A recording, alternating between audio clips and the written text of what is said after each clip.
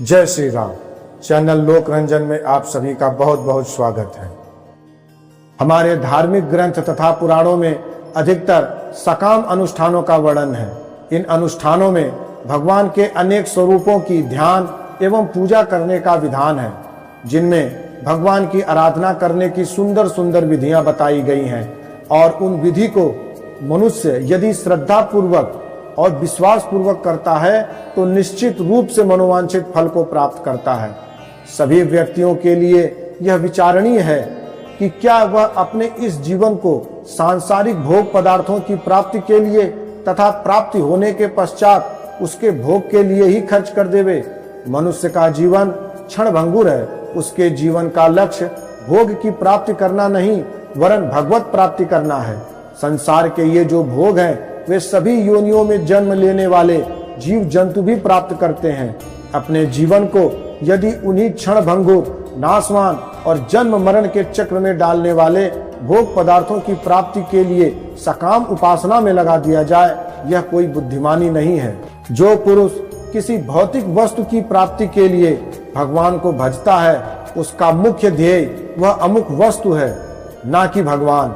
यदि किसी भी कारणवश चाहे उसके कर्मानुसार उसके मनोवांछित फल की प्राप्ति में देरी होती है तो वह भगवान पर अविश्वास कर लेता है, भगवान की भक्ति को छोड़ भी सकता है। अतः सकाम भावना से की जाने वाली भक्ति एक तरह से इच्छित कामना की ही भक्ति होती है।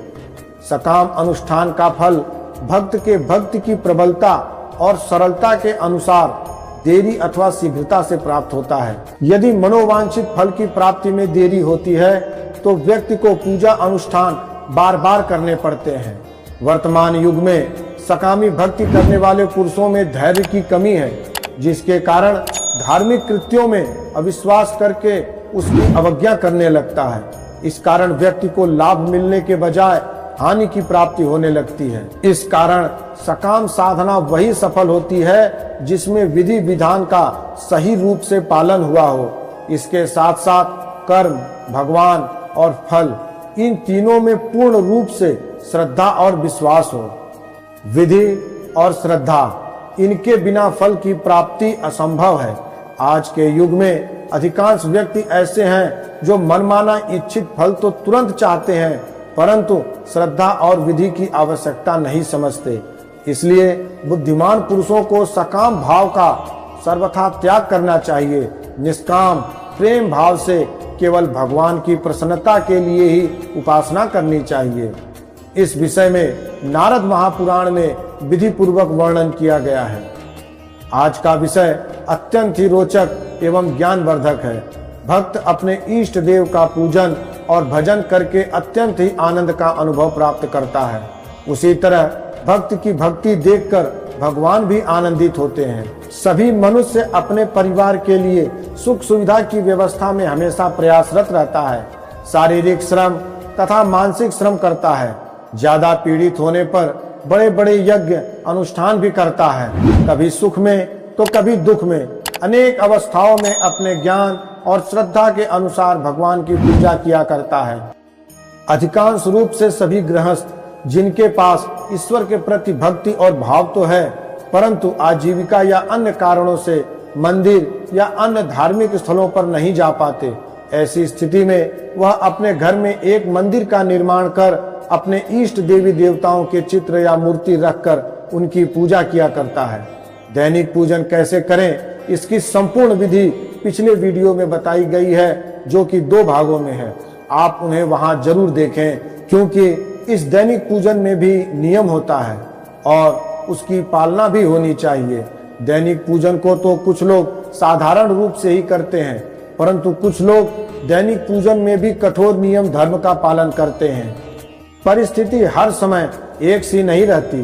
कभी कभी व्यक्ति को दैनिक कार्यों से घर से दूर भी यात्रा करनी पड़ती है।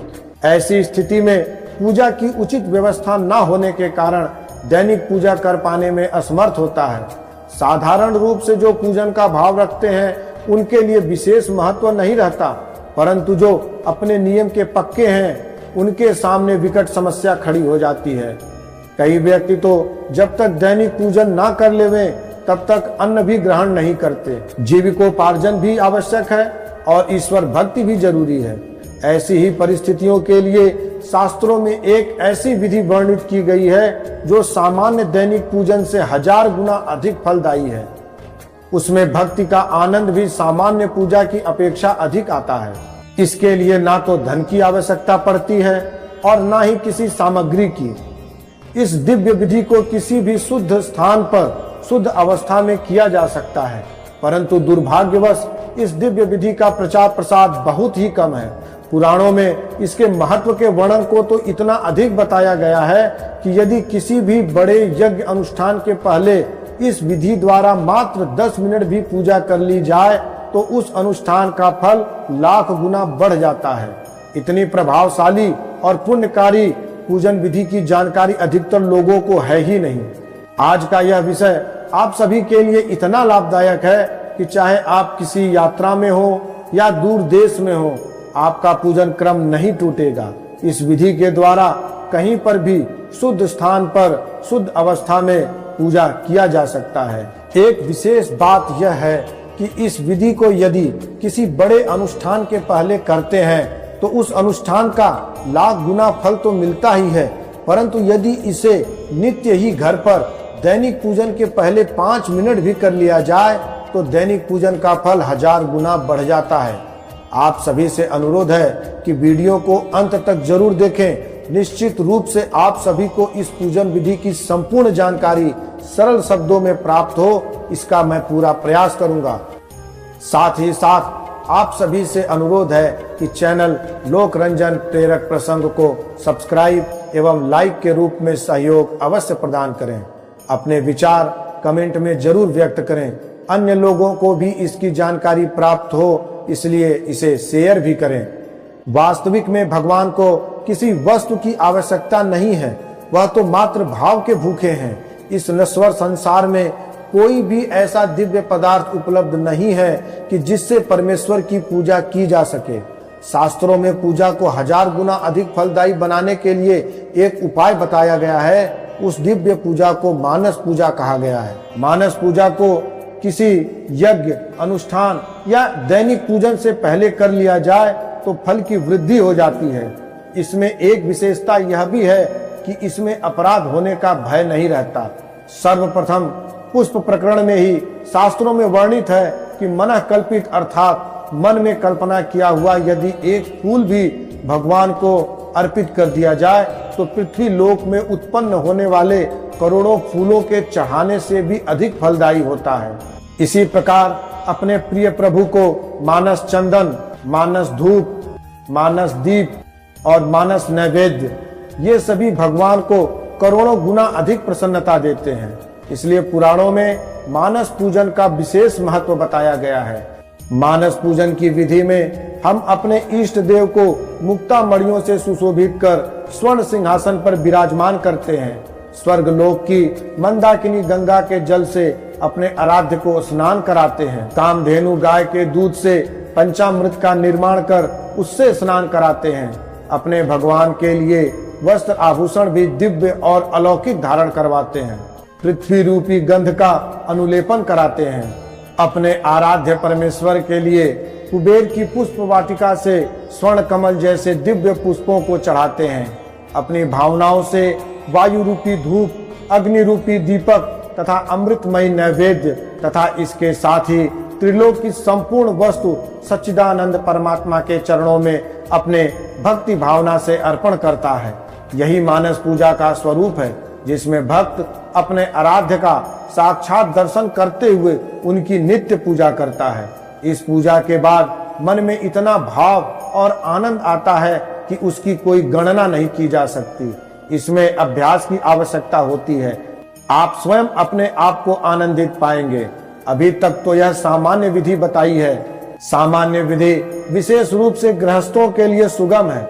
मानस पूजन के सामान्य विधि के अलावे पुराणों में एक संक्षिप्त विधि का भी वर्णन किया गया है, जो किसी विशेष इष्ट सिद्धि के लिए भी किया जा सकता है। कोई भी साधक नियम पूर्वक इसे करके अपने लक्ष्य को प्राप्त कर सकता है। वैसे तो सामान्य विधि ही अपने आप में महत्वपूर्ण है, परंतु इनमें यदि मंत्रों का समावेश कर लिया जाए तो यह अत्यंत प्रभावशाली हो जाएगा और प्रभावशाली रूप में फल की वृद्धि करेगा। इसमें मंत्रों का महत्व अधिक इसलिए मानते हैं क्योंकि मंत्र संस्कृत भाषा में होते हैं और संस्कृत को ही देव भाषा मानते हैं। इनके मंत्र संस्कृत में होने के बाद भी अत्यंत सरल हैं। मात्र एक एक पंक्ति के 6 मंत्र हैं जो आसानी से आप सबको याद भी हो जाएंगे। अधिक परिश्रम करने की आवश्यकता नहीं है। वे 6 मंत्र इस प्रकार हैं। मानस पूजन के अंतर्गत निम्नलिखित रूप से यह 6 मंत्र पुराणों में वर्णित किए गए हैं। प्रथम मंत्र भगवान को चंदन अर्पण करने का है। ओम लम पृथिव्यात्मकम गंधम परिकल्पयामि, अर्थात हे प्रभु मैं पृथ्वी रूप गंध आपको समर्पित करता हूँ। द्वितीय मंत्र भगवान को पुष्प अर्पित करने का है। ओम हम आकाशात्मकम पुष्पम परिकल्पयामि, अर्थात हे प्रभु मैं आकाश रूप पुष्प आपको अर्पित करता हूँ। तृतीय मंत्र भगवान को धूप प्रदान करने का है। ओम यम वायव्यात्मकम धूपम परिकल्पयामि, अर्थात हे प्रभु मैं वायुदेव के रूप में धूप आपको प्रदान करता हूँ। चौथा मंत्र है ओम रम वहन्यात्मकम दीपम दर्शयामि, अर्थात हे प्रभु मैं अग्निदेव के रूप में दीपक आपको प्रदान करता हूँ। पांचवा मंत्र है ओम वम अमृतात्मकम नैवेद्यम निवेदयामि, अर्थात हे प्रभु मैं अमृत के समान नैवेद्य आपको निवेदन करता हूँ। छठा मंत्र है ओम सौम सर्वात्मकम सर्वोपचारम समर्पयामि, अर्थात हे प्रभु मैं सर्वात्मा के रूप में संसार के सभी उपचारों को आपके चरणों में समर्पित करता हूँ। इन मंत्रों से भावना पूर्वक भगवान की मानस पूजा की जाती है। निश्चित रूप से यह आसान लगने वाला मानस पूजन वास्तविक में बहुत ही कठिन और अभ्यास करने वाली विधि है। सर्वप्रथम मन को एकाग्र रखने का अभ्यास करना पड़ेगा। निवेदन है आप आज से ही इसका अभ्यास आरंभ कर दें। कुछ दिनों में ही आप अभ्यस्त हो जाएंगे और इस मानस पूजन के द्वारा प्राप्त होने वाले परमानंद से सरोबार होंगे। मानस पूजन से व्यक्ति का मन एकाग्र और सरस हो जाता है। एक बार जब मन एकाग्र होकर भक्ति में लग जाता है तो फिर उसके बाद की जाने वाली बाह्य पूजा में भी सामान्य दिनों की अपेक्षा और अधिक आनंद आने लगता है और इस प्रकार बाह्य पूजा अनुष्ठान का फल लाखों गुना बढ़ जाता है। मानस पूजा में आपका जितना अधिक समय लगेगा, समझिए आप उतना ही भगवान के निकट उनके संपर्क में महसूस करेंगे और उतनी ही देर तक इस माया से भरे संसार से विरक्त होने का अनुभव प्राप्त करेंगे। अपने आराध्य देव के लिए उत्तम से उत्तम रत्न जड़ित सिंहासन, सुगंध से भरपूर ताजे दिव्य पुष्प की कल्पना करते ही मन उसे प्राप्त करने के लिए दौड़ पड़ता है। इस तरह मन के दौड़ने और कल्पना में विचरने की इस पूजा पद्धति में पूरी छूट मिलती है। मन के दौड़ने के लिए क्षेत्र भी बहुत विस्तृत प्राप्त होता है। इसके क्षेत्र में अनंत ब्रह्मांड ही नहीं अपितु इसकी पहुंच गोलोक, साकेत लोक, सदाशिव। मन वहां तक पहुंचे या ना पहुंचे परंतु अप्राकृतिक लोकों के चक्कर जरूर लग जाते हैं। अपने आराध्य देव को अर्पित करने के लिए दिव्य वस्तुओं की खोज में मन को इंद्रलोक से लेकर ब्रह्मलोक तक दौड़ लगानी पड़ती है। जैसा हमने धार्मिक ग्रंथों और पुराणों में पढ़ा और सुना है, उसे ध्यान में रखते हुए उस लोक की एक छवि मन में स्वतः बन जाती है। इतने परिश्रम से लाई गई वस्तुओं को जब आराधक अपने आराध्य को अर्पण करता है तो उसे कितना संतोष प्राप्त होता होगा, मन में कितनी शांति प्राप्त होती होगी, इसका वर्णन साधारण शब्दों में नहीं किया जा सकता। मन निहाल हो जाता है। मानस पूजा में साधक का जितना समय लगता है उतना समय वह अंतर जगत में बिताता है। विशेष तो यह है कि मानस पूजा की विधि द्वारा साधक समाधि की ओर आसानी से अग्रसर हो सकता है। बाह्य पूजा अनुष्ठान करने के समय यदि पुष्प और पूजन की सामग्रियां प्राप्त ना हो सके, आर्थिक स्थिति, समयाभाव या मौसम का प्रतिकूल होना, इन कारणों से संपूर्ण सामग्री जुट जाए यह मुश्किल ही होता है, परंतु मानस पूजन में यह अभाव की स्थिति नहीं आती। कोमल भावनाओं से उत्पन्न की गई ये वस्तुएं दिव्य स्वरूप में तुरंत तैयार मिलती हैं। अपने पूज्य आराधना का स्पर्श महसूस कर आराधक उद्वेलित हो उठता है और समरसता को प्राप्त कर जाता है। अपने अभीष्ट सिद्धि को भी बड़े आसानी से प्राप्त कर लेता है। जिन लोगों की पूजा किसी न किसी कारणों से अधूरी रह जाती है, उनके लिए यह एक दिव्य पूजन विधि है। यह दिव्य पूजन विधि सभी लोगों को करनी चाहिए और अपने जीवन को सफल बनाकर भगवत प्राप्ति का लक्ष्य प्राप्त कर लेना चाहिए। निश्चित रूप से आप सभी को यह दिव्य पूजन विधान अर्थात मानस पूजन अति रुचिकर लगा होगा और आप सभी इसी विधि से पूजा करने का अभ्यास करेंगे। आशा है आप सभी को यह विषय अत्यंत महत्वपूर्ण एवं आनंदित करने वाला हुआ होगा। इसी तरह और भी महत्वपूर्ण एवं रोचक ज्ञान से भरे विषयों को जानने के लिए हमारे चैनल लोक रंजन प्रेरक प्रसंग को सब्सक्राइब जरूर करें। आपके सब्सक्राइब करने से हमारे नए वीडियो स्वतः ही आप तक पहुंच सकेंगे, जिनका आप और अधिक आनंद ले पाएंगे। विषय अच्छा लगा हो तो कृपया लाइक जरूर करें और अपने विचार कमेंट में जरूर देवें। आपके मित्र बंधुओं तक भी यह जानकारी पहुंचे तथा वह भी ज्ञान के साथ साथ आनंद प्राप्त करें। मानस पूजन विधि द्वारा आप सभी को अपने आराध्य के दर्शन हो और उनकी कृपा आप सब पर बनी रहे। हर हर महादेव।